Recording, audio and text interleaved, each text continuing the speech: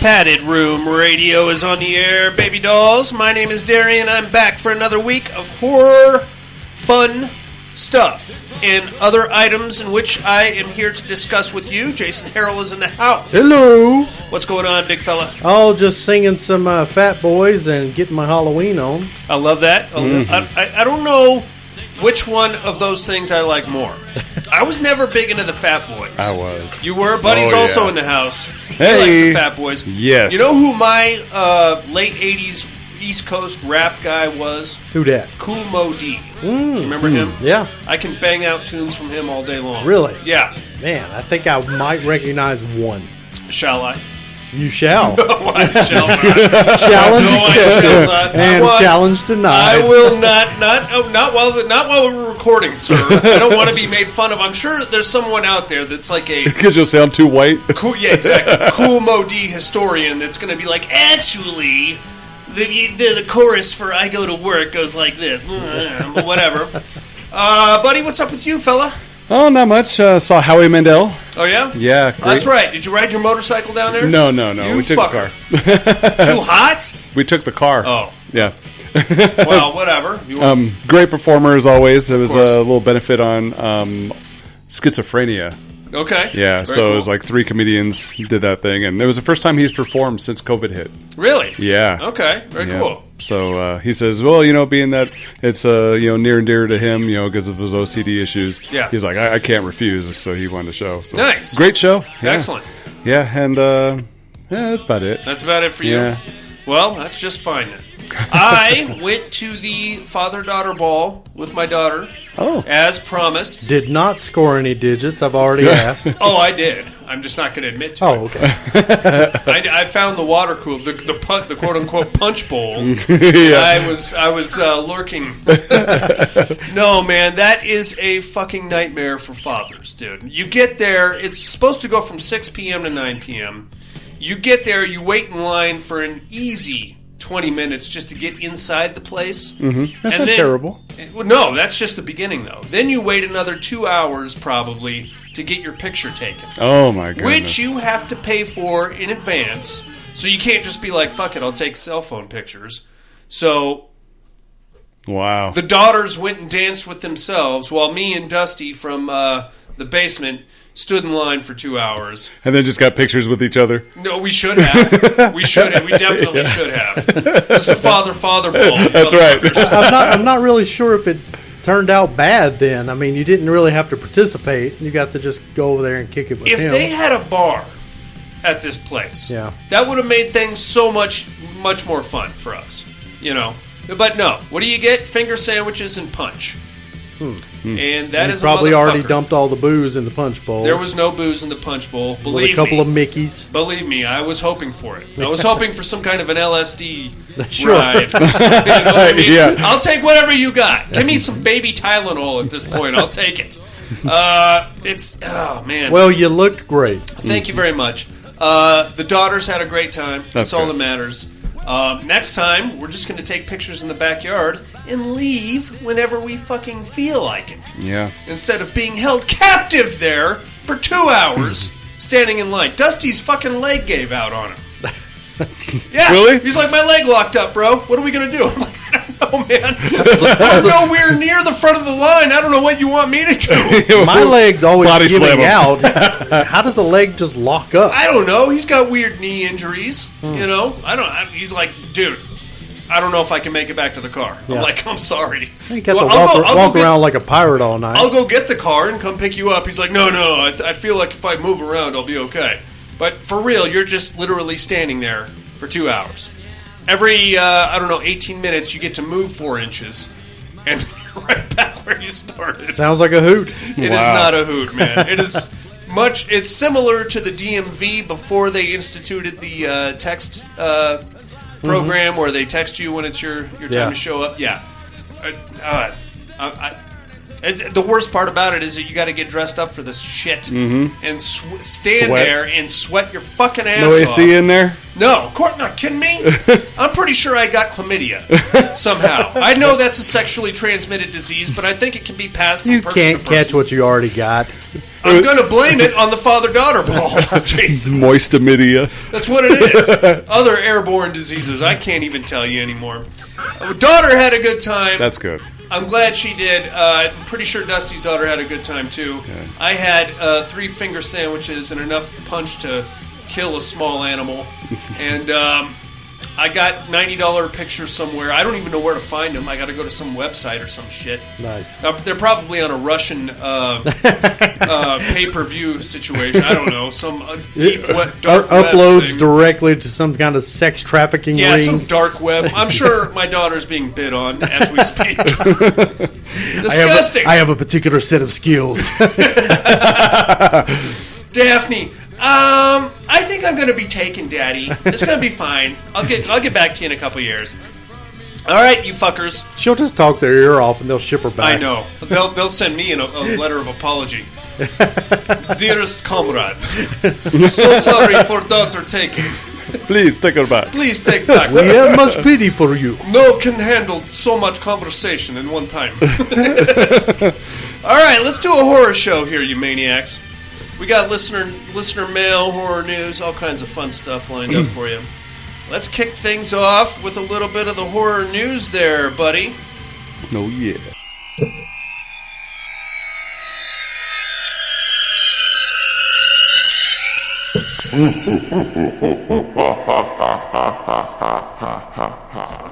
Horror news. What do you got for me, big guy? All right, so I'll list 7 new horror movies that have recently been released. Okay. From September 20th to 25th. You ready? Hit me. Yeah. All right, first up, Bloody Discussing has unleashed the Screambox original mockumentary, When the Screaming Starts Today. The film now available for streaming exclusively on Screambox. That sounds silly. Yes. It does, right? Never forget tomorrow. What? That sounds dumb.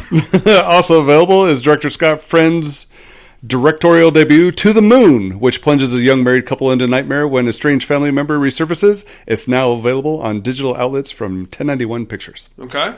It's a television series rather than a movie, but don't forget that Ryan Murphy's new Netflix project, Dahmer, premieres on Wednesday, September 21st, starring Evan Peters as I'm into Dahmer. that. Yeah. I saw one episode. Well, we'll get into that later. Oh, okay. Shudder is heading into the Halloween season with a handful of brand new Shudder originals, one of which is Raven's Hollow, a horror story about young Edgar Allan Poe. I'm going to get into that, and what are you looking at? Cool. Raven's Hollow premiered on September 22nd on Shudder. Cool. A24 continues to be the Helena Rain business, with Variety reporting this week A24 acquired another genre movie from the director of their Bodies. The film is entitled Instinct, described as an erotic psychological thriller. It actually erotic. Yeah, right? Erotic. It actually premiered back in 2019, with A24 set to make it available in North America for the first time. Okay. The biggest new release for the week is Olivia Wilde's Don't Worry, Darling, which stars Florence Pugh and Harry Styles and will be available only in movie theaters Friday. Well, it's already out in Most theaters. reviews are pew. Pew, pew, pew. Pew, pew, pew. A writing retreat becomes a techno-horror nightmare in the sci-fi horror movie Blank, with director Natalie Kennedy's AI-based movie headed our way this Friday, which was last Friday. Okay. Released in 1997, the Disney Channel original movie Under Wraps got a modern remake this past Halloween, and Under Wraps 2 is coming to the Disney Channel this weekend. Oh, perfect. Yeah, Under Wraps 2 premieres Sunday, September 25th. I was talking about my daughter earlier. Uh-huh. She is a chip off the old horror block. Mm-hmm. I love her to death. There is a goddamn high school musical thing on Disney called Zombies. Mm-hmm. And it's basically zombies being reintegrated into high school, and they don't look like zombies, they don't eat anybody, they just have green hair and they're kind of pale. Oh. And they do like choreographed dance. Mm-hmm. And in Zombies 2, they brought in a pack of werewolves. I can recite these motherfuckers pretty much front to back because that's all that's on in their bedroom ever. Okay, Zombies, go. Zombies 2, Zombies 3. And now I'm sure this Under Wraps crap is going to be the same thing. I'm going to get a impacted colon full of that as After well. you bust out some Kumo D, then you can sing us some of that. That's right. Okay, you betcha. All right, so that's it of those. Trick or Treat also is coming to select AMC theaters on October 21st. I did check when I saw Don't Worry Darling at Legends. Mm-hmm. It's going to be there. Okay. So they are going to bring Trick or Treat there. And that's it. That's all I got. What do you got? Jay? Nothing. Nothing at all? Yeah, but Sarah was looking up Trick or Treat. I thought it was like the 8th and 9th, wasn't it? She didn't see it playing here at all. I saw the trailer for it. Except for Halloween. Like it plays on Halloween night, I think. Oh, does it? I was walking around down there, and they had the posters up for it. Mm-hmm. I could have swore it said like October 8th and 9th for Trick or Treat. Maybe. You could be right. I don't know. Yeah. They might be It might be fucking around with the dates. Yeah. with all the different Trick theaters. or Treat is playing here, but on Halloween at 7:30. Okay. Those are not the Galaxy theaters, so maybe it's different for the Galaxy theaters. Oh, maybe. Yeah. Because I was at the Galaxy. But check your theaters, wherever you are. Check Hell your would they theaters. show it on Halloween night? Nobody's going to be home. No, of course not. They're not going to go to the theater. Halloween's on a Monday this year, though. So Yeah. if you're not passing out candy, maybe. I don't know. All right, what do I got here? What do you have? Trailers are up for HBO's The Last of Us series. Yes. Has anybody played The Last of Us? Oh, yes. You love that shit. I do. It's difficult. It's a difficult game to play. It's very story-driven, which is cool. I like that. I wouldn't call it... It's not necessarily a zombie apocalypse. It's a... Jay, you've played that game. Yep. It's a bizarro infection kind of... Yeah, a lot of people call them zombies. They're more like infected. I would liken it to a 28 weeks later kind of a thing, where you have a situation where somebody is immune and you got to get them to the virus outbreak to type point thing. B so that her immunity can be studied and things like that. They're like sound reactive. The infected have some weird things going on their heads, and it's creepy. Yeah, a Quiet Place really, I think, stole a lot from I would The agree. Last of Us. I would agree with that. But I ain't mad at it. A Quiet Place or The Last of Us? Both of them. Did you watch the trailers for the series? I did. What did you think? Oh, I'm in. I'm in too. Yeah, I mean, even though I hate that guy, was Pascal. Yeah. Well, I understand where you're I don't like him cast as that particular character, and I just don't like him as a human. Okay. He's hot right now in Hollywood. I get that. I refuse to follow anybody on social media, so whatever his views on whatever, I don't care, whatever. I feel like that role was made for a Joel Edgerton, though. You know what I mean? Yeah. Like a dude that looks good with a beard, like a huskier kind of a guy, you know? Yeah, mean, he has some similarities. I mean, I just think they could have found better. I know they could have. But they picked him because, he is hot in Hollywood right now. He's the guy. He's one of those guys.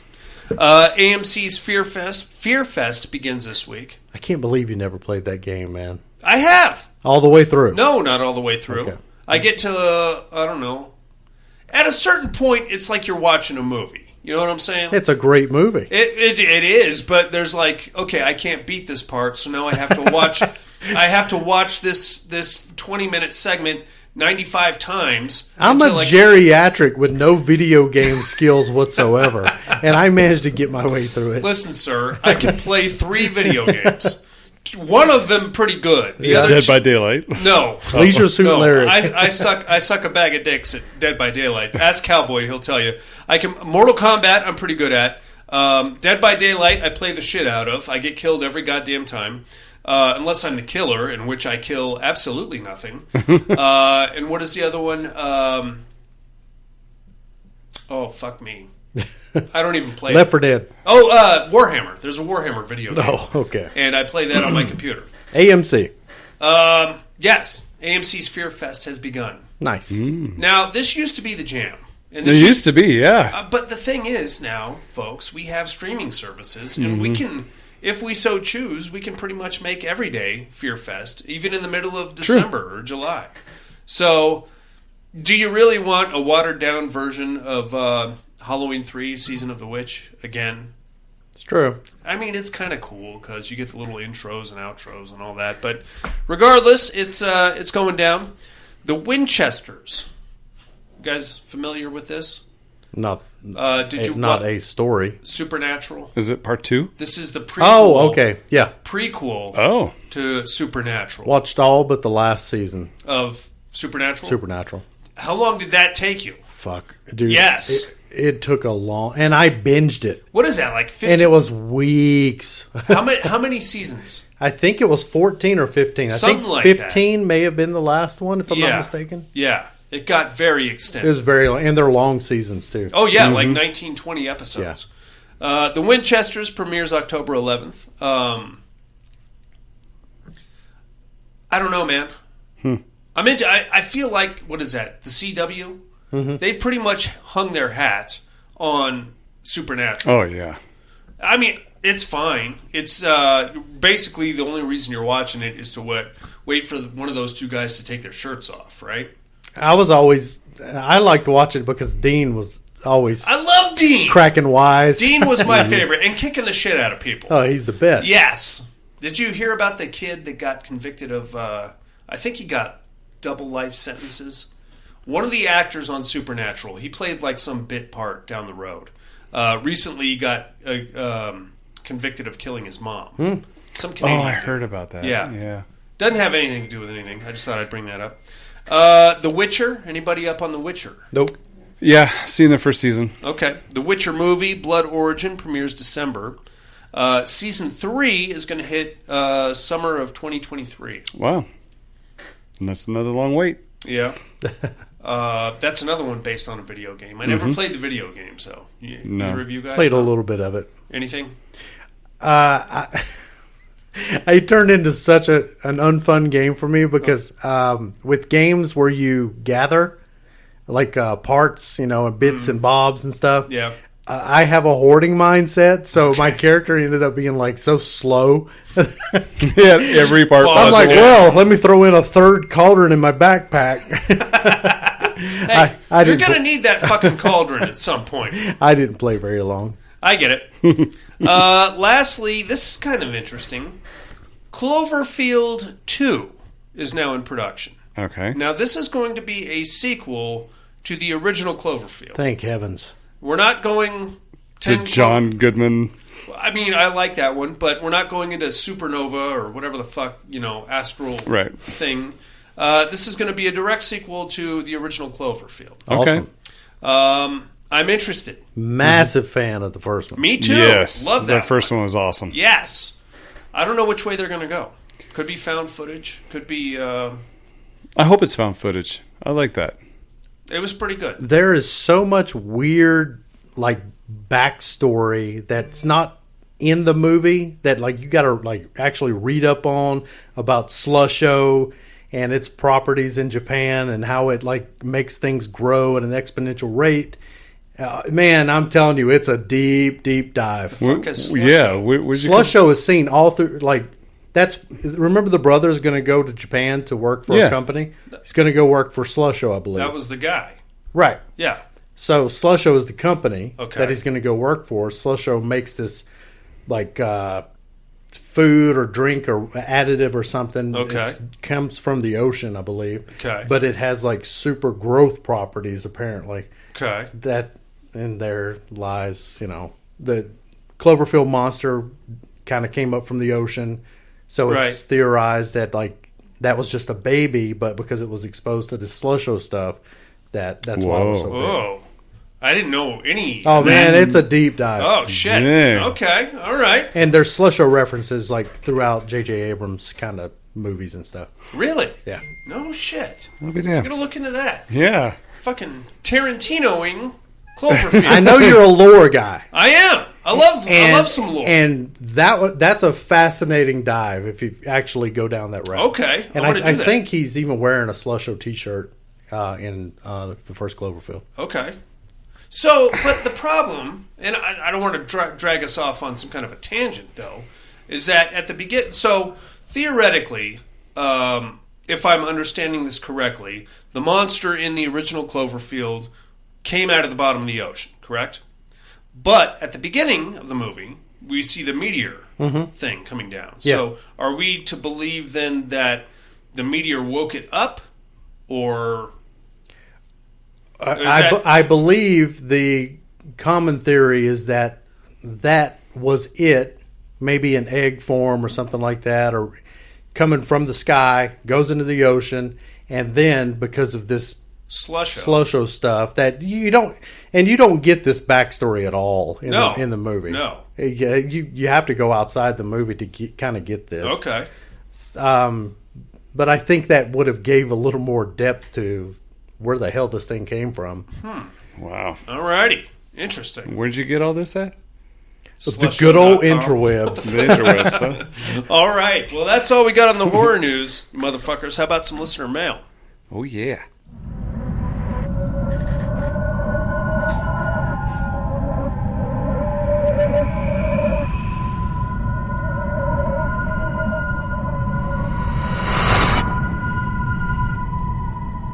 Listener mail. We got emails, voicemails, all kinds of fun stuff going on here tonight, boys. Let's start things off in London, England. Here comes the Horace letter self. Cat's in the house. Subject line, matey. Matey. Wow. Wonder who she's talking about. Probably ain't me. Evening, gents. I do hope everyone had a safe week. A quick vote for the Sawyers, as I agree they are the crazier group. Now, I was going to say, if you asked really nice, I might think about sharing the bribery, but you did mention that others get into your email, and we can't be corrupting the innocent minds. So for now, only one person there gets to see them. I told you. She sent Cowboy a picture of her fucking boobs, and now, basically, she's controlling Cowboy and how he votes. I can be controlled, Cat, very easily. It doesn't take much. It's amazing what a dick pic does for this guy. I tell you what, you show me a nice one or a nice set. Nice watch. So for now, only one person gets to see them, though he might be persuaded to give you a quick glimpse when the adults are around. Have a safe and healthy week, Cat. Beautiful, Cat. Thanks for writing in. I'm going to put you down for the Sawyers. I have a feeling this one is going to be a blowout. Jason, who do you think would win in a fight between the Sawyer family and the mutants in The Hills Have Eyes? Sawyers. Yeah, I agree. I mean, those guys are they're mutants, which is cool, but they're like the depth of their mutation is one really big guy, and everybody else is just ugly. They're not wielding chainsaws. No, not really. They have like cool bear traps and walkie-talkies and pickaxes. A lot of mining implements mostly. Yeah. Sawyers have chainsaws. That's why I lean towards the Sawyers. All right, Kat, thanks for writing in, babe. And look forward to some of that email. You understand what I'm saying? My dick pic? Well, I've already got your dick okay. pic. I wear that in a locket. Have to. And we're naked right now. It's true. The sad thing is that it fits in a locket to scale. Let's get back here to the Cowboy. Here comes from Reno, Nevada. It's the Cowboy. Subject line, spicy goodness. Evening padded room. Hope everyone is doing well. I made it in tonight. Educate, no clue. No clue? Really? This one was a layup, buddy. But it sounds like half a dozen different movies I've watched. So I'll probably cuss when you say what it was. Probably. Yeah. I don't know how you missed this one. Terradome, have to agree with the Sawyers. They're crazier and smarter for the most part, I think. Funny that Kat also voted for the Sawyers. Interesting. And now Cowboy is also voting for the Sawyers. Maybe it was a right one the first time, the left one the second time. Every time the blouse gets a A little bit lower. she Yeah. does another button on the blouse. I see what's going on here, you fucking pervos. Haven't watched much this week, but been gaming and working. I do need to add to my list from what you all mentioned, at least the good ones. Though I did get up to the Candy Dance in Genoa on Sunday and picked up some Carolina Reaper pistachios and cashews. They are awesome, and if I happen to catch Buddy at work again, I'll pass some for him to share. Cool. Back to the grind. Hope everyone has a great week. Catch you on the flip, Cowboy. P.S. Cat has some amazing tits. Just saying. Haha. Rubbing it in because I'm the asshole like that. Rubbing it in or rubbing it out? Rubbing it off. Rubbing That's it what off, he's yeah. doing. Though I will mention she does like the word please. Just a friendly hint. Very cool. Right on, Cowboy. Thanks for writing in. Kat, please send me a picture of your boobs. There, I said it.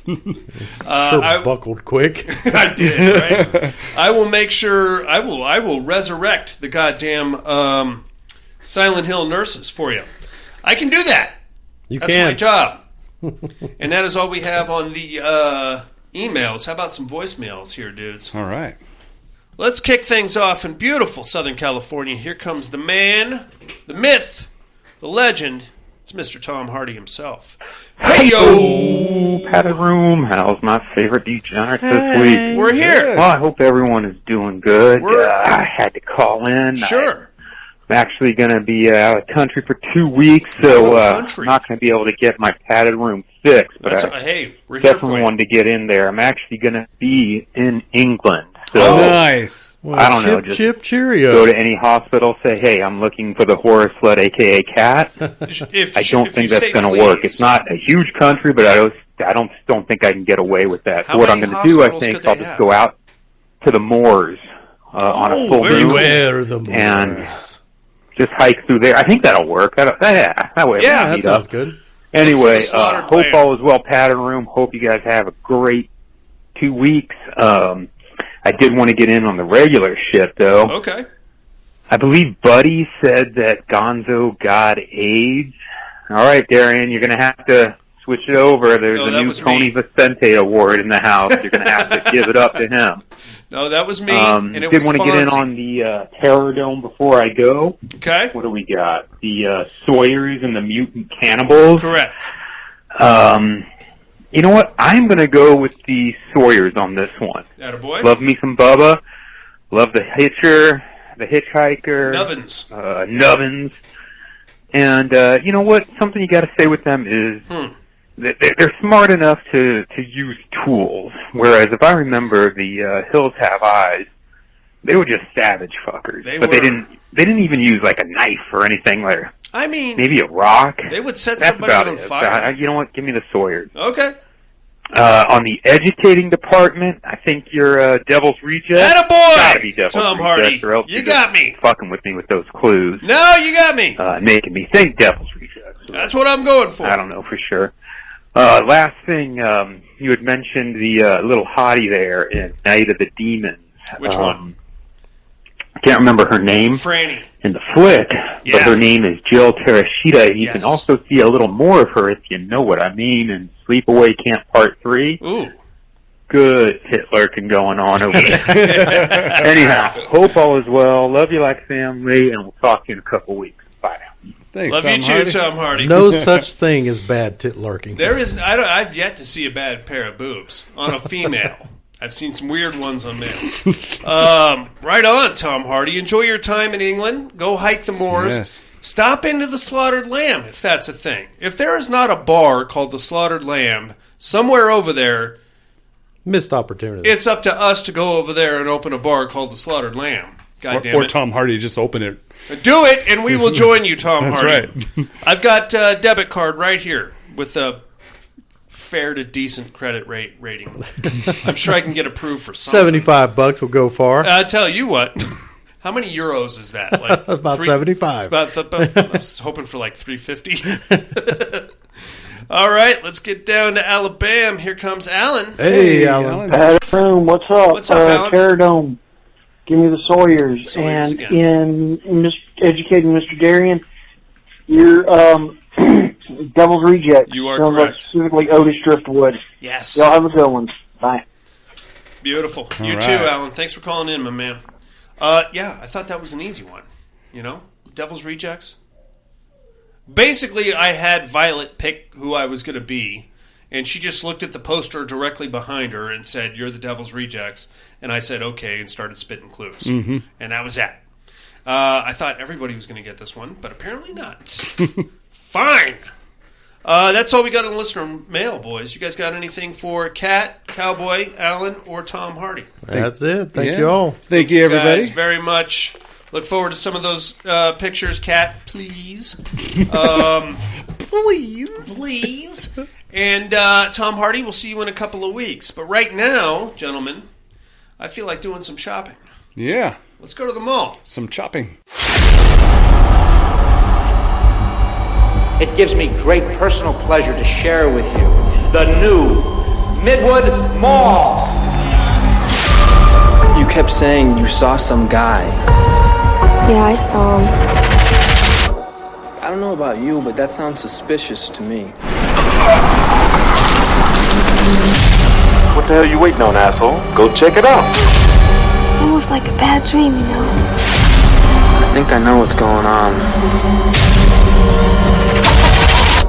Ready? Watch this.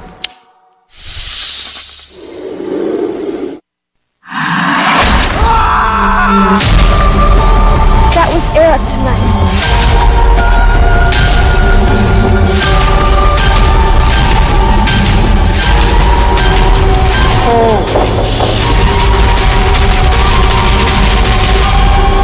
Phantom of the Mall. Eric's Revenge.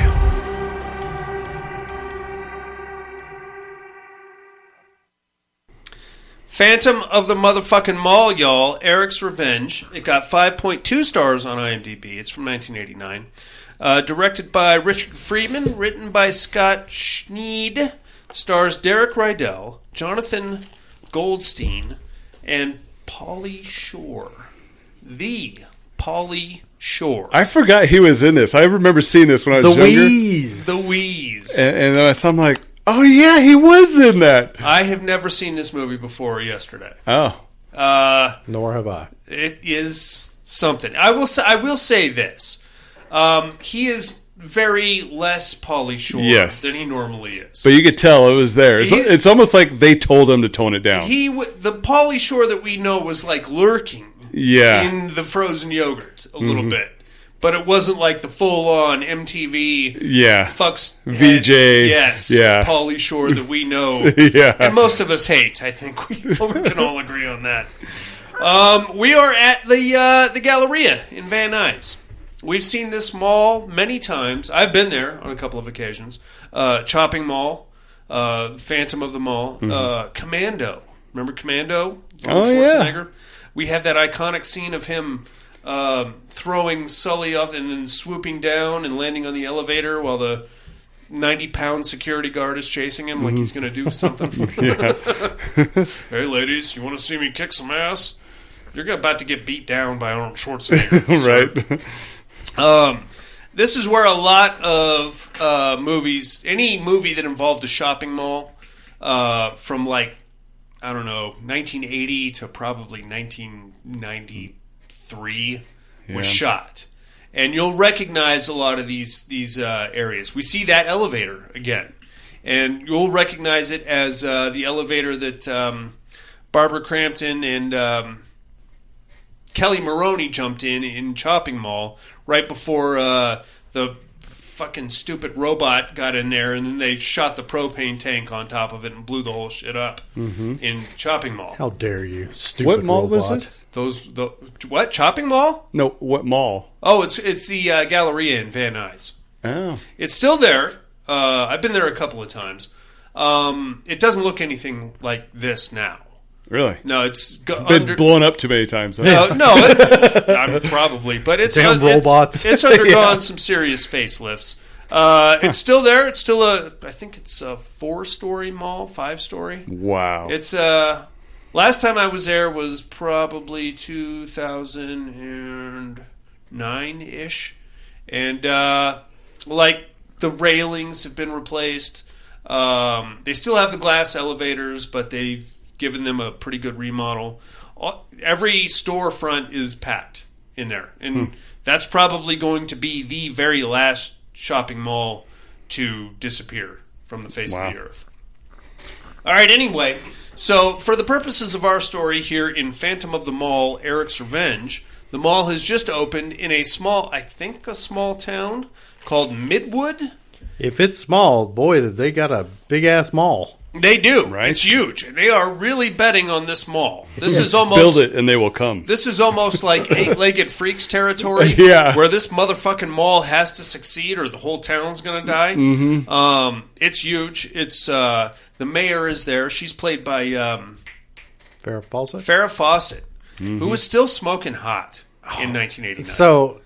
As I'm watching this, I'm like, why did I ever think she was pretty? You didn't think so? I didn't think so either. I was like, oh my gosh, my dad had like a crush on this lady. She has weird, narrow, fox-like features. Well, this is an older Farrah Fawcett. Oh. But this is... and this just may be me and my boner talking from 1989. It is. But that whole shoulder pad look... You know what I'm saying? Well, that was you like your women with real squared off shoulders, and huh? super teased hair. Yeah. I need my ladies to look like a poodle, pretty much. A Mad Max poodle is what I'm looking for. Farrah Fawcett Majors at one point, right? Wasn't that Lee Majors' old lady? Lee Majors, God, she married like every third guy in Hollywood. Well, she never did better than Lee Majors, damn it. Right? Lee Majors still alive. He was in Ash vs. Evil Dead, for Christ's sakes. I thought she was hot. Well, there you go. Maybe it's just me. It's okay. She's here. She's ready to open the big mall here in Midwood. Now, you'll recognize this place because, as I mentioned, this is the mall in Van Nuys, the Galleria in Van Nuys. This is where every mall scene in every movie was shot, to include the entirety of Chopping Mall. And we'll recognize a lot of the locations where, like, Kelly Maroney blew up the robot with the paint, and Arnold Schwarzenegger and Commando swooped down and landed on the elevator. Same elevators. It's beautiful. Even the podium, because like we're having a big grand opening here. Even the podiums where the mayor is like dedicating the mall and all that. That was the same podium where the security company was introducing the security bots in Chopping Mall. Yeah, it's like they just left it up there. It's like they just left it up there, saying, okay, we're done filming, you guys can come in now. And they just well, you know what it was? It's like, okay, and cut. Okay, everybody offset. New team, go new right movie, in. get in here. We'll end the robot. Let's get it going on. That's right. Now, something that I was a little... I don't know, I guess a little disappointed in this movie is that I was under the impression that this was going to be a sequel to Phantom of the Opera. It is not. It has nothing to do with Phantom of the Opera at all. I would call it more of a remake. I mean, it's called Phantom of the Mall, Eric's Revenge. Mm-hmm. So I was under the impression that I was going to be given some kind of a story about Eric, the original Phantom of the Opera. Yes, his name is Eric. Like somehow surviving down the decades and escaping France and making it to the New World, and now he's under a mall. Jeez, that's what I was hoping for, Jason Harrell. I thought I was gonna do a deep dive on the lore of Eric, and I really wish he was not named Eric. It just seems so. Call him Derek. It played better in this than it did the original. It's true. I'll buy an Eric in 1989. Like Eric just doesn't even seem like a real name back then. No, I need an Erasmus. or a Erasmus. I need a. I don't know. That's too close to arouse. Okay, you fucking pervos. Keep it in your pants, will you? All right. Anyway, so that's all well and good. From there, we're going to jump immediately to like the underbelly of the new mall, and there is a guy lurking about. If you ever have another child, it's Erasmus. Absolutely, I would love an Erasmus. There's a guy lurking about, and a security guard stops him. He's like, "Hey, you can't be down here." Apparently, there's like a whole set of catacombs underneath the mall here, and all kinds of tunnels and secret passages. And the security guard's like, "Hey, you get out of here!" And then the guy kills him, stabs him. You know, I'm all for a guy having like, you know, a vendetta. Like Sure. he wants to seek revenge for the wrongdoings in his life. Sure. What did this guy ever do Nothing. to Right. him? Nothing at Yeah. all. He's just No. picking off normies left and right. Yeah, and most of the time it's just guys doing their jobs. Yes. You know? And that kind of sucks. Well, he's butthurt. He is butthurt. He really is. And we'll get into that in a second. He is not fucking around, this dude. No, he's not. From there, we're going to cut to, in the middle of this dedication ceremony, there is a job interview happening at a bar and grill inside the mall called Sleuths. As if some detective work is going to be happening at this bar and grill. It's Sleuths. And our protagonist, a young lady by the name of Melody, is just got herself a job as a waitress here at Sleuths.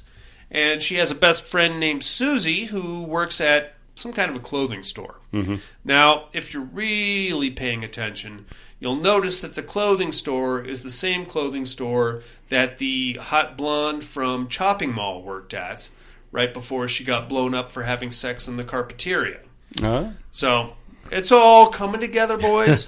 Somebody needs to do a lore deep dive on the Galleria in Van Nuys, because I think that there's a lot of shit going on here. Mm-hmm. So that's all well and good, and they also have like a dude in the friend zone, and his name is Buzz. He's played by Pauly Shore.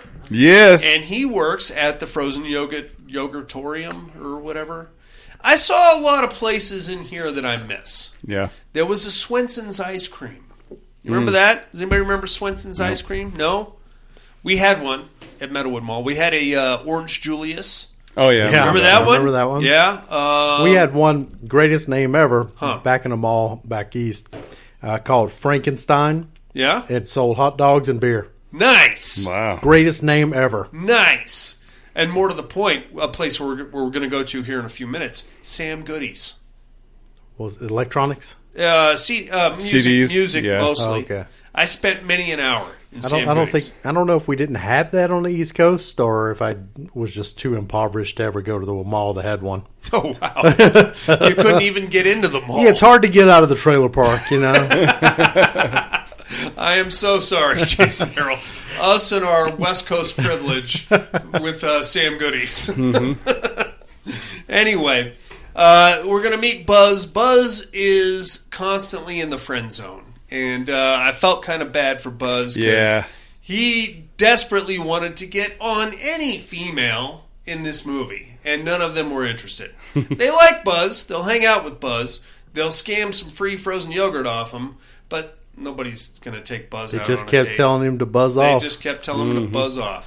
I think it was because he kept putting fake ears in their frozen yogurt. That's not a good way. You're not going to win them over. You're not going to do it that way, Buzz, you motherfucker. So from there, we're going to cut to, we're still here in the grand opening. The mayor is walking around, and she's got a couple of reporters with her, and they're taking pictures as she goes, and she's like talking to people and taking pictures.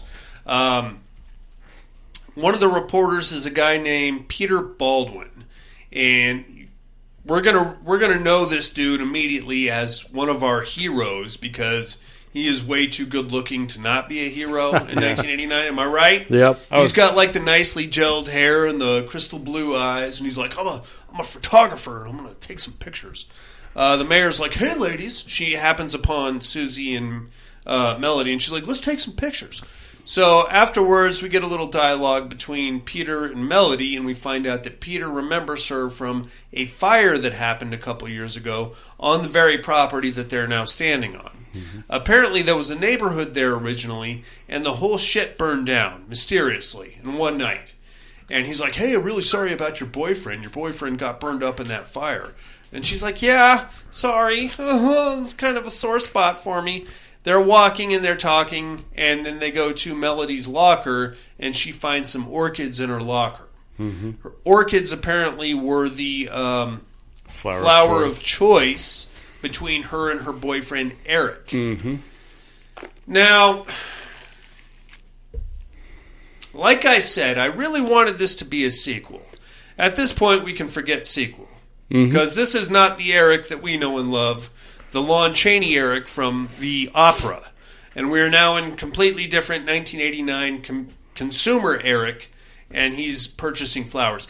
And by the way, intermittently as we go through this movie, we're going to get an Eric training Van Damme montage, which is fucking nuts on, by the way. Yeah. He is hitting the heavy bag. Oh, yeah. He's got a full gym down there. The greatest thing, though, is that he clearly is all about tone, not bulk, because he's on that Nautilus machine or whatever, and it's like a single 10-pound plate. Banging them out. Them out. It's all about reps, boys. It's all about reps. He's got to lean up a little bit. He's got himself like a Donatello staff, and he's doing ninja fucking moves with it, and he's doing like karate katas and all kinds of fun shit. That's all well and good. While that's going on, we're going to cut to our security control room, I guess, where we have Ken Foray, who's in this movie. Mm-hmm. Love me some Ken Foray. Bit underutilized in this film, but that's all right. This is tit-lurking central. Tit-lurking central. This is like a tit-lurker's paradise. Now, apparently, in 1989, dressing rooms did not have doors on them. Right. And if you were a young lady wanting to try on some garments, you just went in and you took off everything, you stripped down butt naked, and then you tried on the belt that you were looking for. And there were also security cameras in these tit-lurking dressing rooms. Yeah, make sure they don't take them. Absolutely, because you don't want, I mean, fuck, where are you going to put it? You know what I mean? So we have Ken Foray, who's like our security supervisor, and we have one of his lackeys who's like, yeah. Jason, you remember the guy that bought all the porno off you in the Walmart parking? Yes. That is the guy that was working at the Galleria. He's like, yeah, give me that. That's a good one. Oh yeah. Can I get the bag with the... Just come with a sack. How much do you want for it? I'll double it. I'll double it. The owner of the place, who is one of our token scumbags of the movie, comes in and he's like, you know what? There's a fucking sound coming out of the air vent. So go out there and check it out. So Ken Foray sends his tit-lurker friend out there because... He wanted the room to himself. Ken Foray is a bit of a lurker in training. He goes out there and he starts looking around. He's like, oh, shit, I don't know. And then he gets killed by our Phantom as well. Mm-hmm. While that's going on, we're going to cut back to our young ladies. Now, they kind of have ingratiated themselves with the mall subculture in a weird way. They're getting to know people. We have Susie. I'm not going to call her a slut, but she's like the one that's like kind of pushing Melody into being like, so they're looking at clothes and Melody's like, I got to save for college. And Susie's like, just buy it. You only live once, you fucker. And while that's going on, they finally get their first night off. Melody's walking to her car and out of nowhere comes a lurker in a ski mask. And he comes out and he's like grabbing her, and I think he was going to try to rape her on the hood of her own car or something like that. And in a very strange move, of all the people that should pull up and help Melody, it's none other than the mayor herself. She's like, hey, what's that? But just before that, our Phantom Ninja jumps up on top of a fucking news van or something like that. And shoots the attacker. He's like a mile away, too. I know. Don't ask. He's very tall. Shoots him with a crossbow mid-rape. Now, in a former life, I was a bit of a marksman myself, and I can tell you for sure that when two people are involved in a tussle, you can't take the shot. No. Because there's at least a 50% chance you're going to hit the person that you're trying to protect. Not when you're a ninja. But this guy is Robin Hood. either that or Daryl from The Walking Dead with that fucking crossbow. Blasts this dude right in the shoulder, and he takes off running into the night. Now, at this point in the film, we're thinking to ourselves, our Phantom is our hero. We love this guy. He's saving the girl, and he's giving her flowers. But he's also picked off a couple of innocents. He has, which is not cool. Dumb. It's not cool. You can't be doing that. Yeah. Socially unacceptable behavior. But at the same time, as our story, kind of fills itself out, we realize that there's much more nefarious things going on here. So from there, we're going to cut to the owner, who's one of our token scumbags, and more to the point, his son, who is the scummiest scumbag in the movie. Now, you guys will recognize this guy as the coxman from Friday the 13th, Part 6. I can't remember his name, but he's got a very recognizable face, and I don't know. He was fucking people in Friday the 13th Part 6. Did he have a bitchin' earring? He did, and he got his face shoved into the trailer right after he had sex with the, I think it was the sheriff's daughter, wasn't it? Something like that, as I recall. Anyway, he's a lurker. He's breaking into pinball machines. He's trying to hit on Susie, and Susie's like, the store's closed, get the fuck out of here. And he's like, well, I think you're cute. And she's like, great, get the fuck out of here. And she's like, well, I think you look good in that dress and stuff. So come over here. Bitch look better out of it. Yeah, Dad shows up and he's like, he was about to rape her. I told you to get the fuck out of here, will you? You're ruining my reputation. So down comes Ken Foray and shows him out. After, of course, he open a beer on him or something like that? I don't remember. It doesn't fucking matter. This kid's not going to last much longer. He's on his way out. Now, while all this is going on, our Phantom is making like a mixtape of Melody going about her daily business at the mall, and like with a soundtrack attached to it and things like that. And it's a little creepy. Very creepy. Now, this brings us to the point where Melody goes home for the night, and we get a lot of these nightmares. Well, they're not really nightmares. They're more like wet dreams. Wet dreams. I would say. And it's her boyfriend, her former boyfriend, Eric, that got burned up in the fire having sex with her. Good for Eric. Good for her.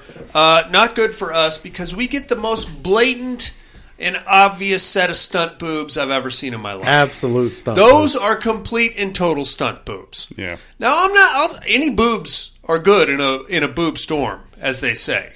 You know what I'm saying? And they were nice boobs. But you could try a little bit harder. You know what I mean?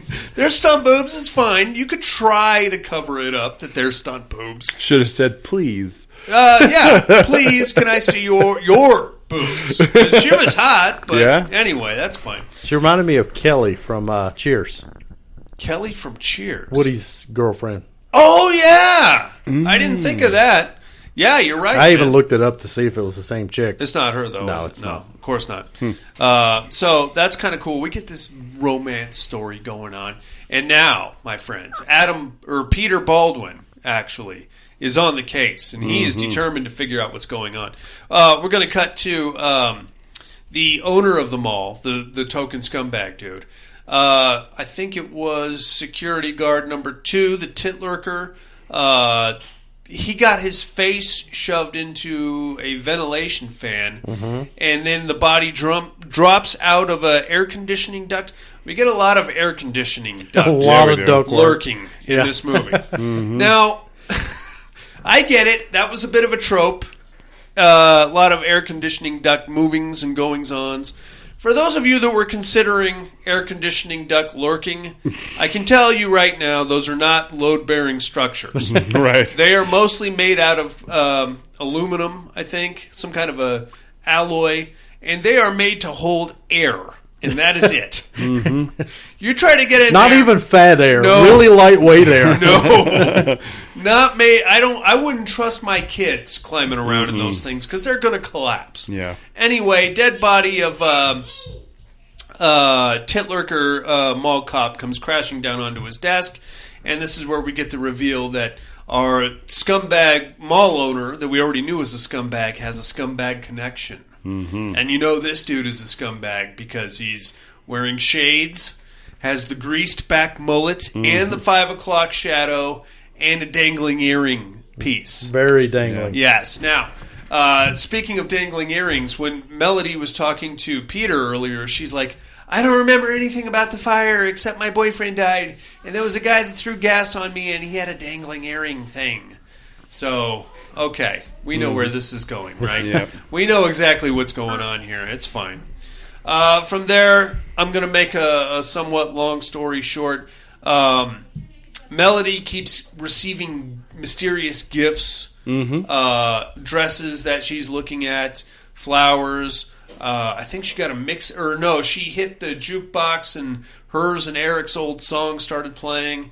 And in the meantime, more and more mall cops are dying. The kid, the scumbag kid from Friday the 13th Part 6 gets killed in a way that validates every fear I ever had as a kid of escalators, buddy.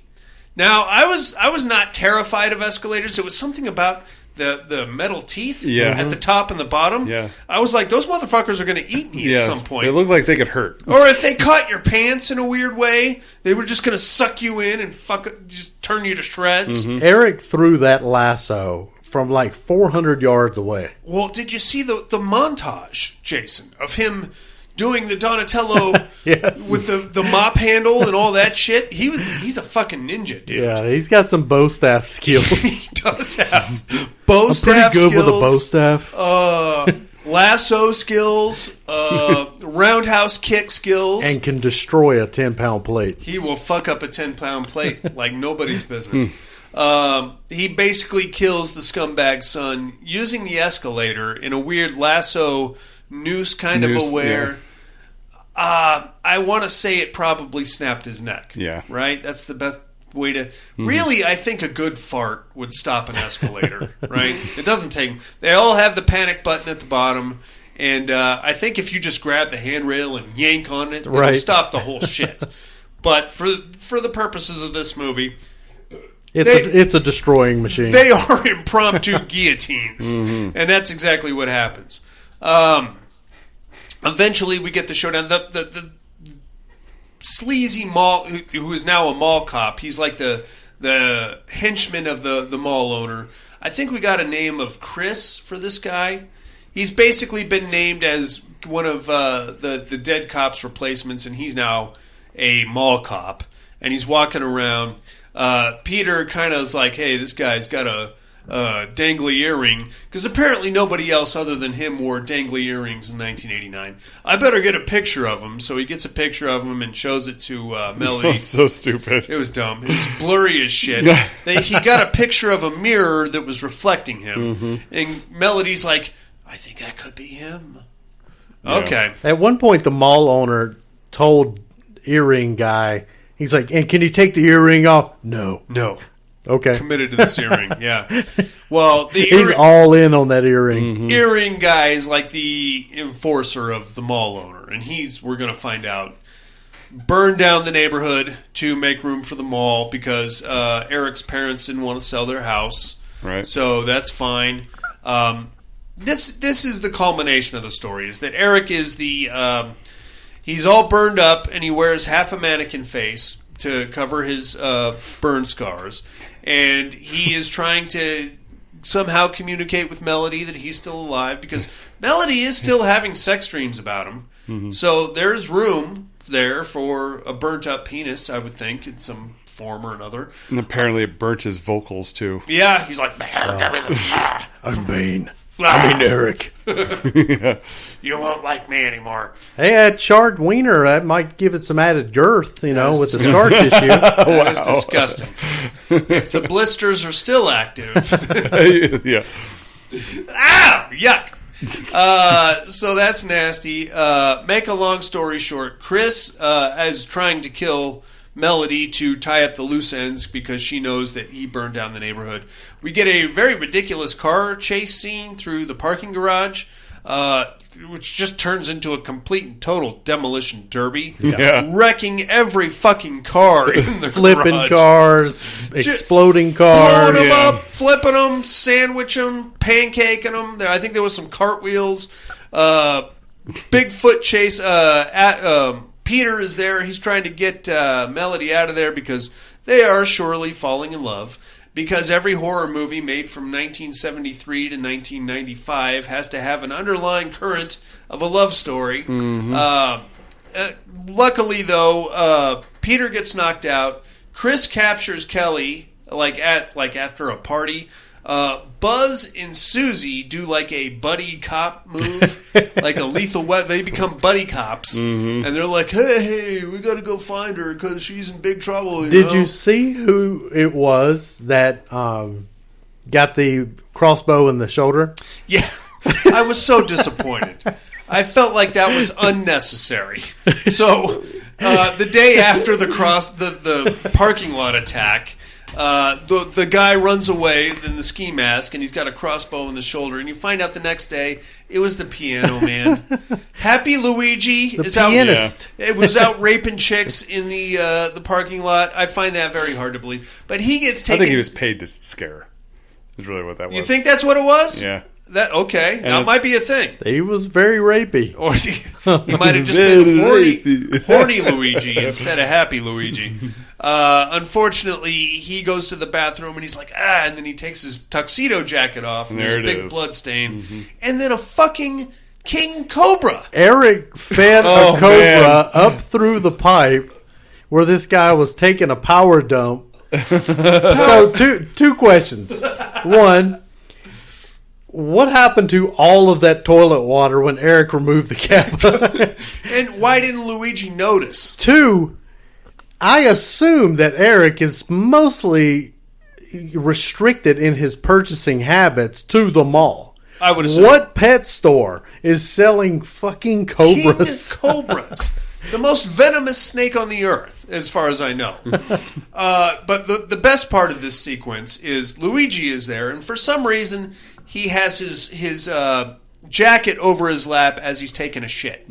The king cobra comes up between his legs, and you get a boner-esque sequence of the cobra raising the jacket up as Luigi's taking a dump / changing the bandages on his fucking crossbow wound. And for a second there, you're thinking, Luigi's having a really good time changing his bandages. And then King Cobra strike to the ball sack, and Luigi's now out of the equation. That wasn't fair to Luigi, I don't feel. Anyway, the whole thing culminates in this big chase between Eric and Chris, the scumbag. Eric takes him down with a roundhouse kick. That dude can throw like roundhouse kicks so fast. Well, you saw the training montage. I did. Right? I mean, he was doing all kinds of fun shit there, Jason. Knocks him out clean. Chris wakes up, and they're like in a weird trash compactor room kind of a thing. Big fight goes down. Melody is out cold for all of this. While that's going down, they're going back and forth, trying to decapitate each other in the weird trash guillotine, whatever the fuck that thing is.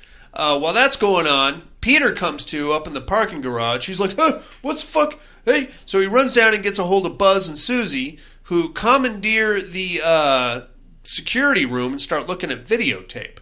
And they find Melody's keys in a hallway, like a service hallway, outside of the bar and grill. So they go running down there, and this part doesn't make any sense, but I'm not one to nitpick Phantom of the Mall, Jason Harrell, Eric's Revenge. They go down there and find her keys, and they immediately think, well, this air conditioning duct right here is propped open. This propped is probably what happened, despite the fact that that's not actually what happened at all. Right. So they get to climbing around down in the air conditioning ducts, doing like a John McClane Die Hard situation. Should we go this way or this way? I don't know. How about you take your shirt off? Oh, I don't think so. And then eventually they come to like, okay. So hang out with me on this because this is going to get very weird here for a second. So, good news. Eric manages to beat the shit out of Chris and decapitate him in the weird trash compactor. He then takes Melody down to the weird catacomb sex dungeon / Melody shrine that he has, which is a very cool 80s AV video wall with a sound system and a home gym. It's for being underneath a mall. It's actually quite the bachelor pad. Yeah, it's kind of like the Lost Boys cave, a little bit with a little more tech. For some reason, I saw this and I immediately thought of the apartment in Coming to America.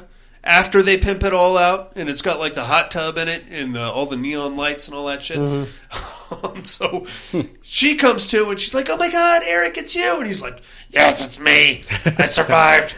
I said we would always be together. Remember that? I lost my vocal cords. Hold on, let me get my voice box." And she's like, "Oh, Eric, I'm so happy to see you."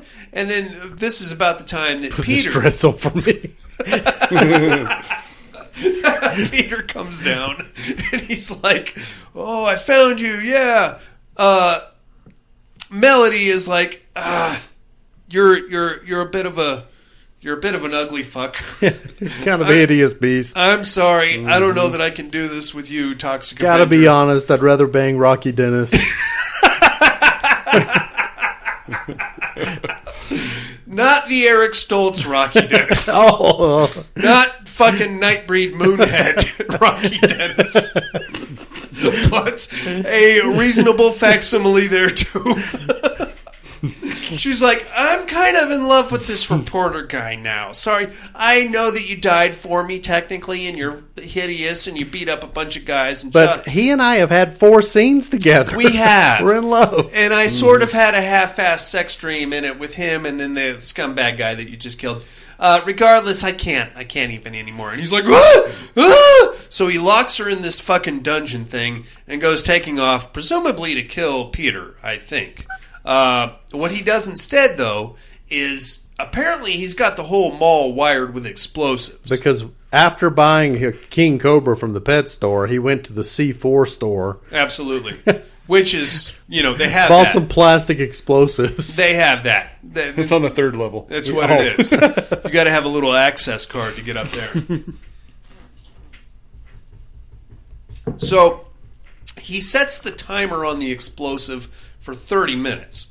Now, do you want to blow this place up or not? Right. Because a half hour is a long time to do it. I feel like if you're going to blow up a mall with you in it and everybody else, you should really just pull the trigger. Anyway, about this time is when Buzz, Pauly Shore, and Susie come out of the fucking air conditioning ducts, and they're like, "Oh, we got to steal this motorcycle with a sidecar and warn everybody." Somehow they find out about the explosive.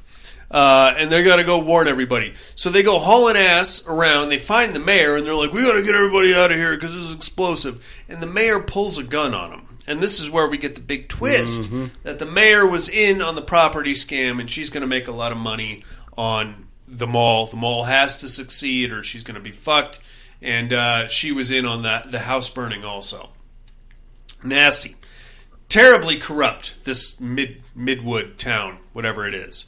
From there, we get another fight as Peter comes upon the jail cell or whatever it is of Melody, gets her out of there. Eric discovers that, and then we get another fight between those two.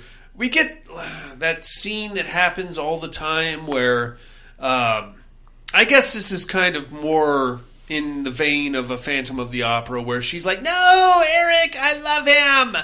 And then Eric's like, "Your happiness is more important than mine." And then he lets them escape with Pauly Shore and Susie. And then everybody else gets out. This before or after chucking the mayor through a window. Oh, yeah. Straight bench press. Yeah.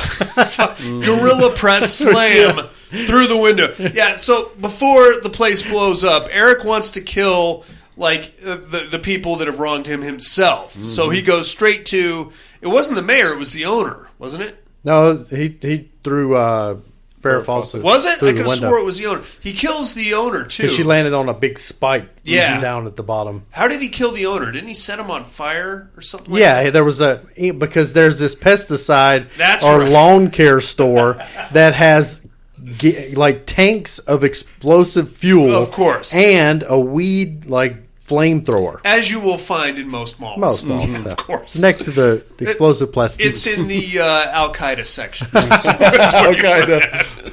Shit that will blow other stuff up. That's where that is.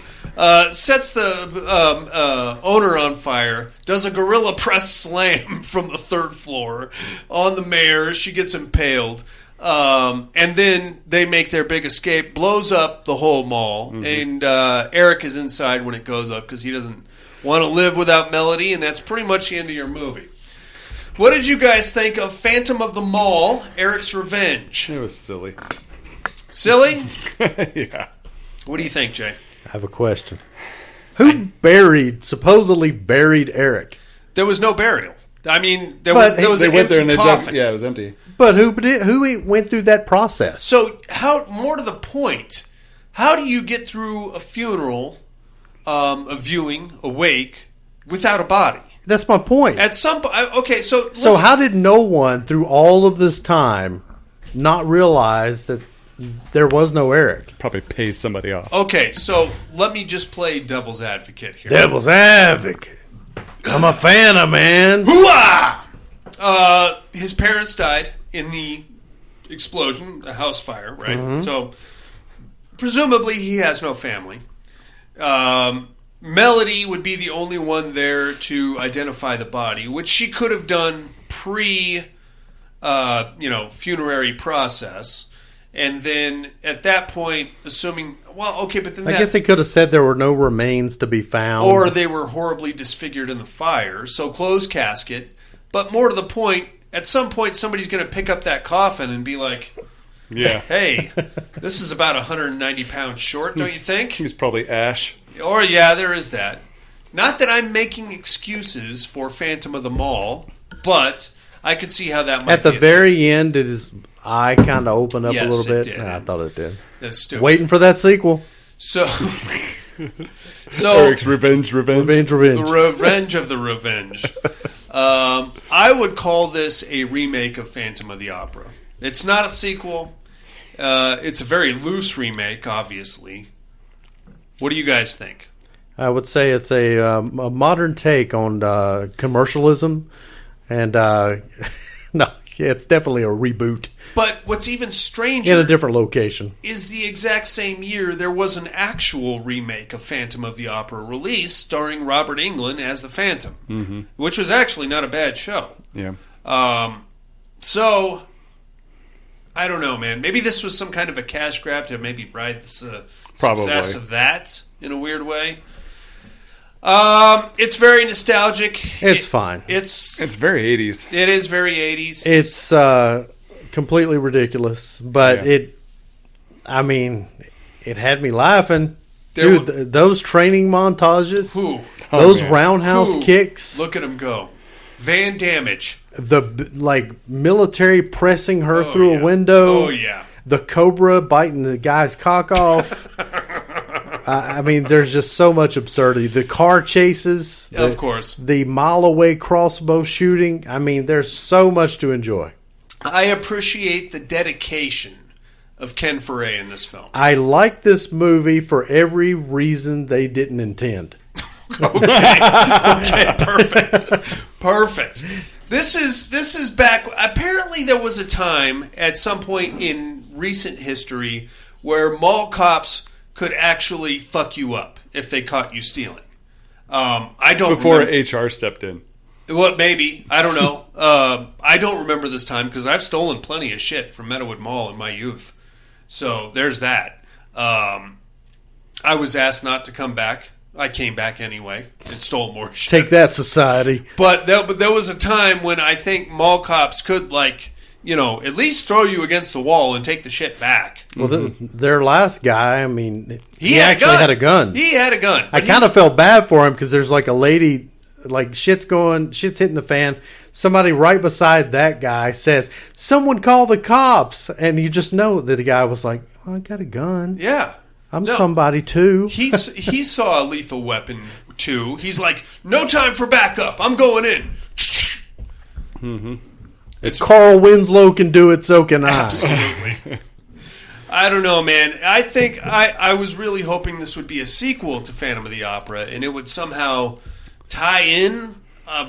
I just assumed it was a play on the original. Okay, Yeah. So- all right, that's fine. You know, I'm okay with that too. It's silly. It's very 80s. It's got the Nuys Galleria in it, which is. It's always fun to go back there in movies. Mm-hmm. I don't know what it looks like today, but I know it's still there and it's still operational. So there's that. I say check it out.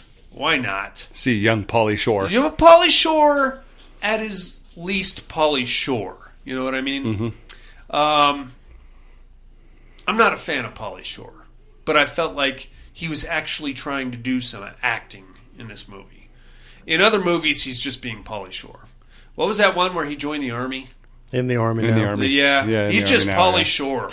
Jury duty. Jury duty. Jury duty. Stepson? Biodome. What is that, Stepson? I love Biodome. Oh, fuck your face. You That's one of my stupid- favorites. I can you watch that stupid over and stoner. over. Is he in Encino Man? Yes. Yeah. He is. That was the big selling point. That's a was- good movie. Brendan Fraser's all right. Yeah. Was that Sean Astin? Yes. Oh, wow. Okay. All right, inmates, we're going to take us a little break, come back with some other stuff.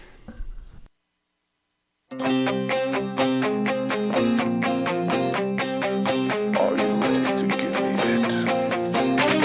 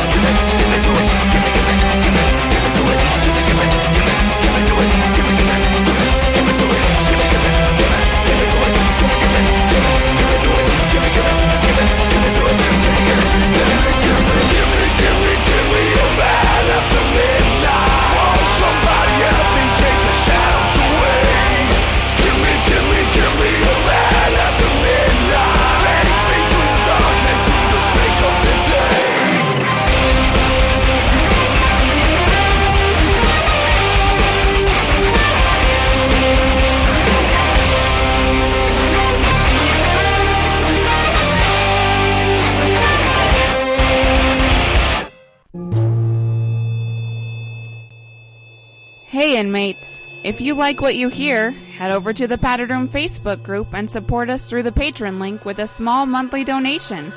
Check out the T-Villain link at paddedroom.podbean.com and grab some t-shirts. Thanks for listening and enjoy the rest of the show.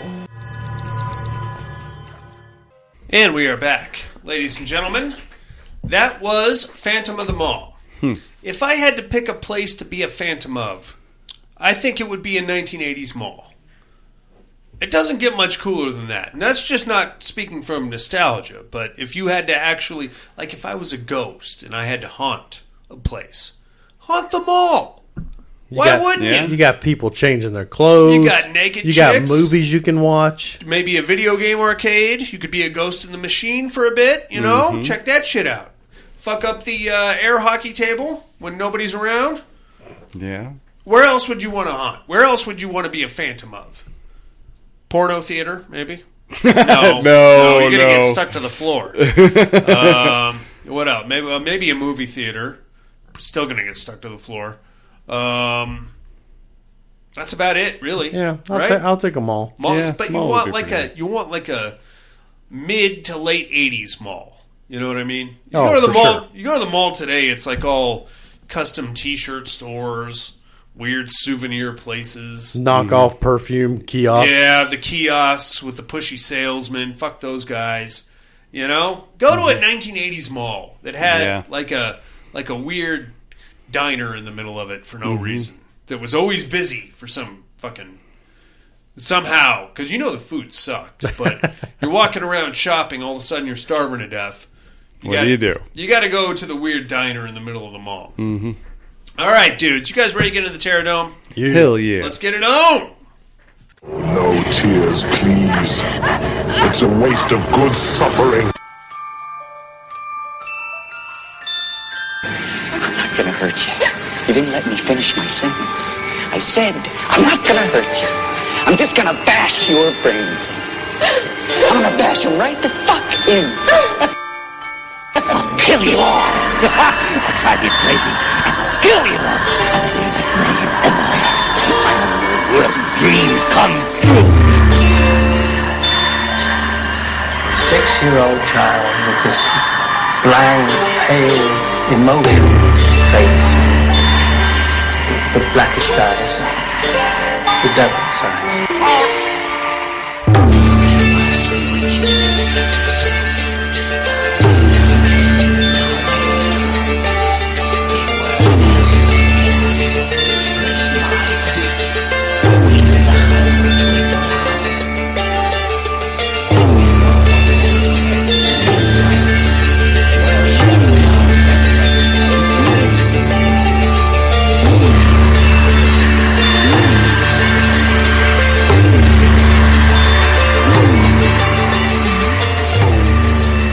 Welcome to the Terror Dome.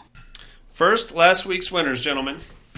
We had the Sawyer family versus the mutants from The Hills Have Eyes. Drayton saw the signs long before the traps were sprung. A quiet stretch of lonely desert road, no civilization for miles, and tire tracks ending in nothing. An ambush he would have been proud of, but dogs will hunt. And with that, Bubba and Nubbins had the scent. Nothing would keep them from the trappers and a good meal. With an 11-0 win, the Sawyers advance over the mutants from The Hills Have Eyes. I like that. Very good. That. Wow. That doesn't sound like a camera. That's like a weird... It sounds like... almost like a violin. Like, you can pull a bow across a saw and... Yeah, something like that. Almost kind of sounds that way. Which would make more sense. I don't know. All right, let's take a look at this week's matchup, shall we? Google it. Google the saw twang? Yes. The saw violin bow thing. We are in the Asylum Conference, round 12. As usual, inmates, bear with me. I'm not much of a writer. 2,4,5 trioxin was loose and spreading like wildfire. It started with two half-wits attempting to conceal a crime in a medical supply warehouse, and quickly leapt to the nearby cemetery. Now most of the American South was covered with the walking dead. The violence and the conflict was what caught the attention of the hunters. But what brought them to Planetfall was anomalous behavior of the combatants. They watched astounded as one faction of humans gave off no heat signatures, took damage that would have and should have incapacitated them. You like this? Fucking half-wits. You like the half-wits, huh? Oh, it's got me rolling. And yet continued a relentless attack. Each living warrior that fell immediately switched sides and began attacking his former comrades. The behavior had to be studied and cataloged by the Predator tribe. Team's competition, we have the Predators versus the Return of the Living Dead zombies. How else would you describe the two knuckleheads in the warehouse? Other than half-wits. What do you think, Jason? Give me the Predators. Okay. Buddy? Predators, definitely. I'm taking the zombies. Of course you are. Because they're already dead. And yes, there are, cool net contraptions that can, cut them into shreds. But when you're dealing with an undead wave... So my problem here is that I instantly was thinking standard zombies. Okay. So, headshot, dead. Sure. These are Return of the Living Dead zombies. Correct. Can't kill them. But you can get rid of them. You can blow them to smithereens. And the Predators can do that. Very true. Very true. I'm sticking to my guns. I'm saying the Return of the Living Dead zombies. That is your Terror Dome matchup for the weekend, mates. It's the Return of the Living Dead zombies versus the Predators. Get us your votes by next week if you can. The mental health hotline is area code 775-387-0275. Email is thepaddedroom2011@hotmail.com. You don't have to email us your votes. You can email us pictures of things if you choose, please. You can ask us for relationship advice. You can send us whatever you want, except for you, Derek. And you know what you did. And I'm not taking any more of your crap or your emails or your phone calls until you at least apologize, Derek. God damn it. From St. Louis. In the meantime, kids, it's time for a little, what are you looking at? Is that the one that sent the picture? We'll talk about it later.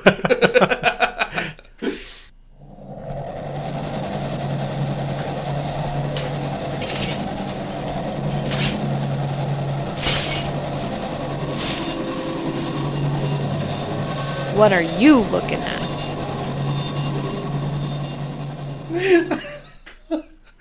Oh, I can't get fucking half-wits out of my head. They really are half-wits. They are pretty dumb.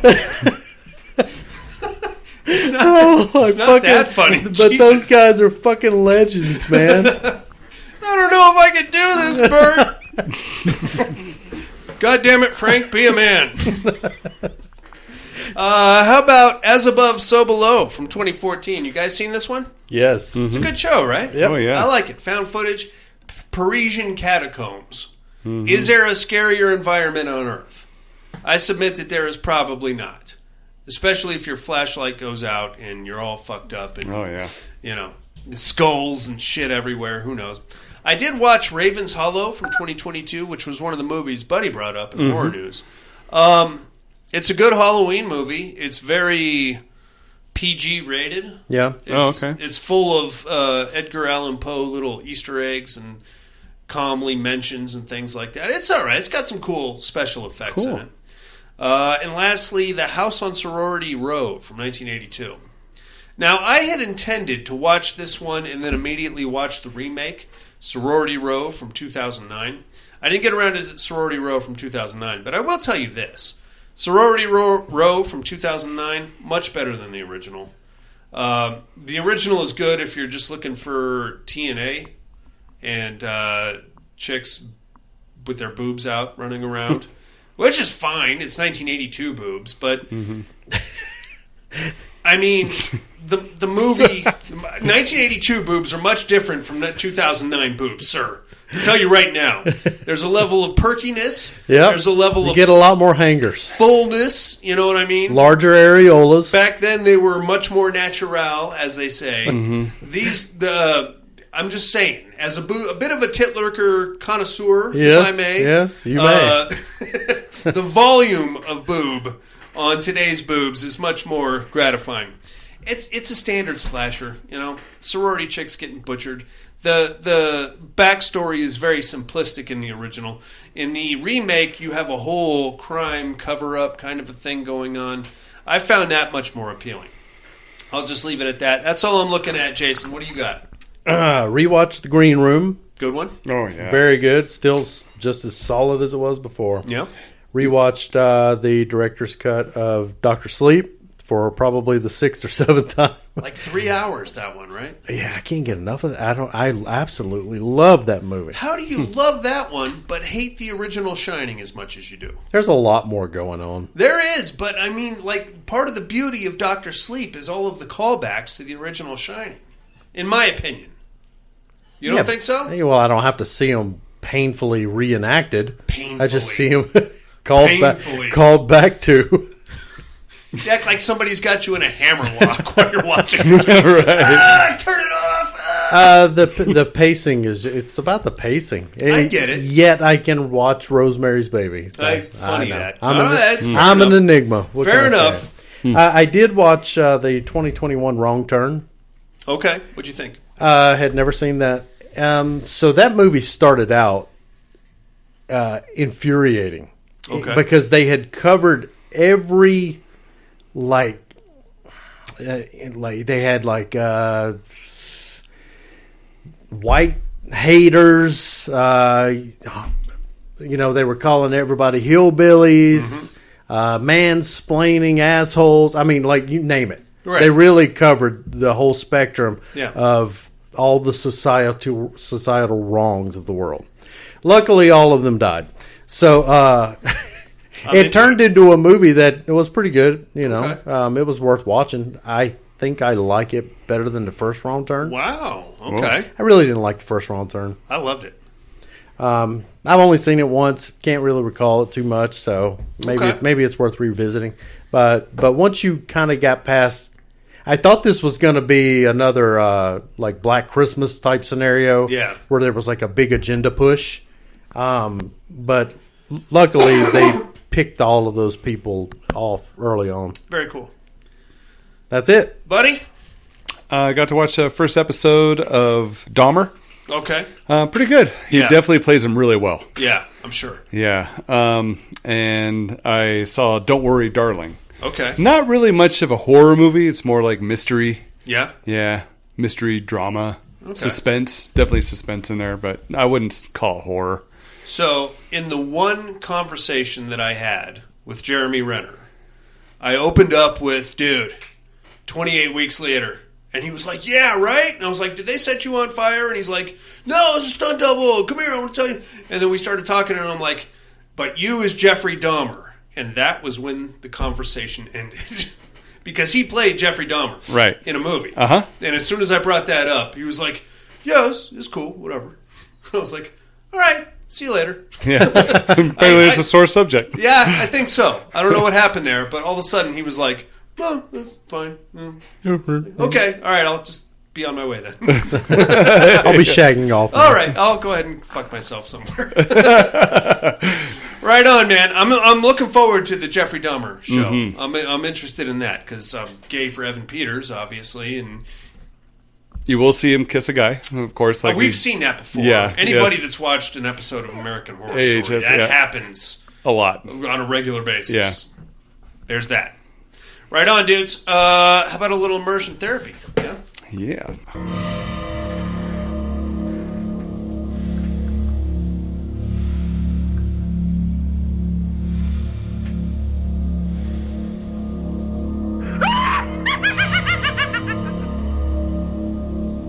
Immersion therapy.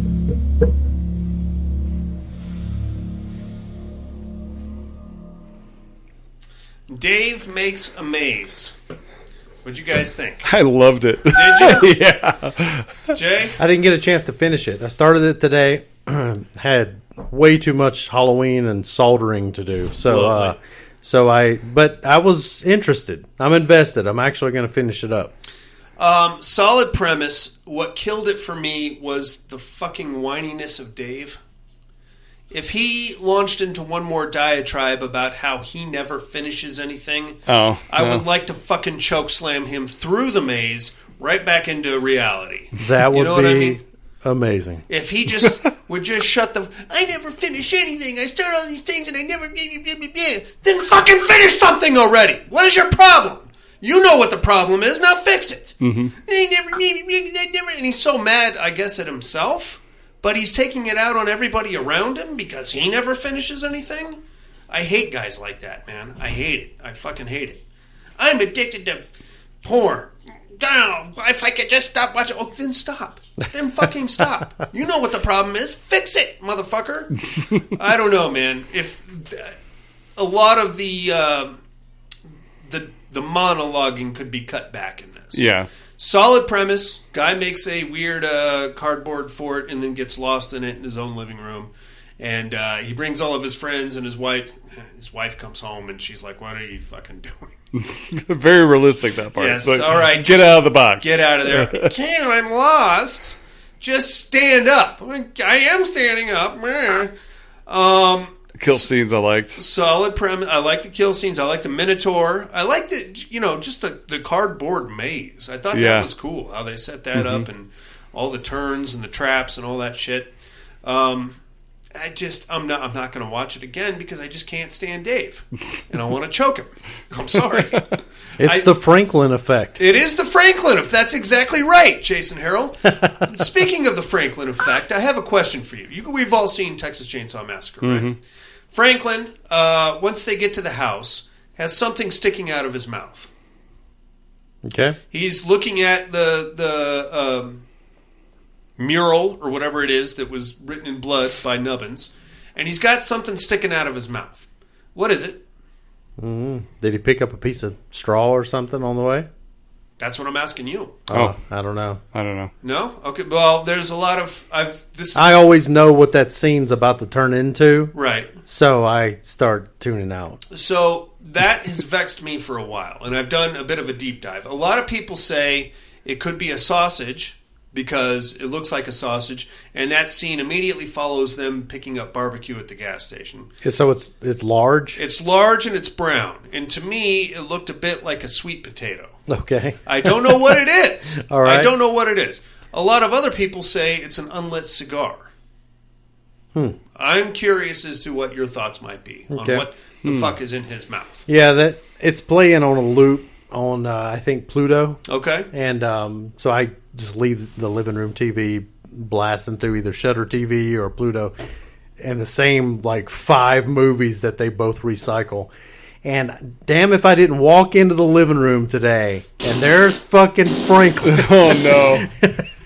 You see how I turned my head before I did that? Yeah, that son of a bitch. I get it, man. All right, buddy, what do you got for us this week? All right, this week let's check out 2022's Moloch. This is about Beatrix that lives at the edge of a peat bog in the north of Netherlands. When she and her family are attacked by a random stranger one night, Beatrix sets out to find an explanation. The more she digs, the more she becomes convinced that she is being hunted by something ancient. And you'll find this gem on Shudder. Very cool, inmates. Check that shit out. We'll do the same thing and compare notes next week. In the meantime, you must now educate me, my friends.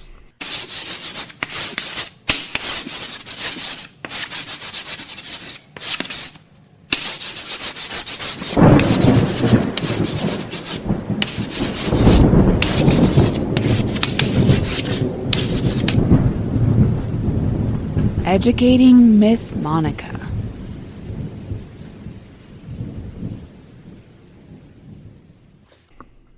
First, my clues from last week. I am on the run somewhere in the deep south, Texas, I believe, 1970s. I've done some fucked up shit, to include killing a policeman, and now his somewhat psycho brother is hunting me and my family, and I got to get the fuck out of here. I got to use all my contacts, to include a pimp, a possible chicken fucker, a crazy clown, and some other nutsacks along the way. to help me get out of here. I hope I can pull it off before he catches up to me. I am, of course, the Devil's Rejects. Of course. But of course. Of course. Who else could I possibly be? You guys have seen Devil's Rejects. Oh, right? yeah. Is there a better sequel other than The Godfather Part 2? Boy. And by that I mean... Terminator 2? Oh, yeah. Yeah, you might be right on that one. Terminator 2 is a good one. As far as horror movies go, I submit that there is not. I could be wrong. Annabelle definitely gets stronger. Yes, but Ouija gets stronger. those are both based on the weakness of the originals. Right. That's true. Step up Right. from there. I'm just going to put that out there. All right, inmates. Who might I be this week, you ask? Good question. Well, ladies and gentlemen, it is Pledge Night, and it also happens to be Halloween night of all the nights for this to fall on. Me, I'm a hot young 18-year-old girl who happens to also be mechanically inclined for some reason, buxom at that. My job, if I'm going to get into the sorority of my choosing, is to spend the night along with two pledges from our brother sorority and a fellow sister pledge of mine in a long-abandoned true crime house/mansion, which may or may not be haunted, may or may not have a psycho climbing around in it, or a mutated son of former aristocracy. And it also may be populated by some horny frat boys that are looking to scare the piss out of me so that I don't get into my sorority. Who might I be, you ask? Tune in next week and I'll drop some knowledge on you. In the meantime, inmates, I think that's about it for us. Join us next week for The Pale Door here in the Padded Room Witch Month for October. This is a little something of our own devise, and we will be bringing you witchy movies to kind of complete and fall in line with the Halloween spooky season. Other than that, I think that's all we got. You guys got anything else on the week? No. That's it from me. Excellent. Like, comment, subscribe wherever you found this show. That helps our visibility quite a bit. We do have a Patreon link. You can find that link at support.paddedroompodcast.com. Good, man. Good job. I did it. I did it. Or you can find any information about us that you need to know at paddedroompodcast.com.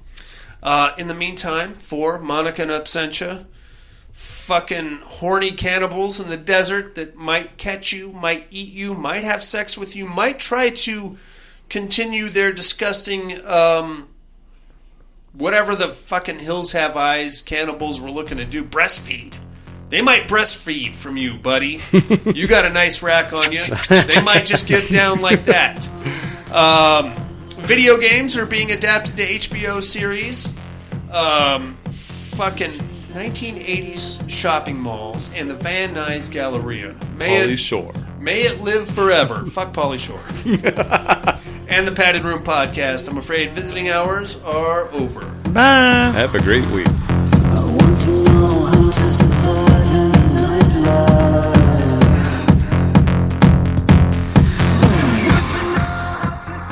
Why don't the skeletons go trick-or-treating? Because they have no body to go with.